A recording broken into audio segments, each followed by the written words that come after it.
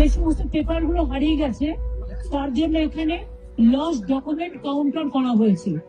এখানে আধার কার্ড থেকে শুরু করে রেশন কার্ড থেকে শুরু করে সবকিছুই এই রিলিফ ক্যাম্পের থেকে এই ক্যাম্পের ভাই বোনেরা আমার সেগুলো দিচ্ছে। রিলিফ मिला घर बारी जो लॉस्ट पेपर हुआ है ना उधर में नाम लिखा लेना, आधार कार्ड चाहे रेशन कार्ड हो चाहे जमीन का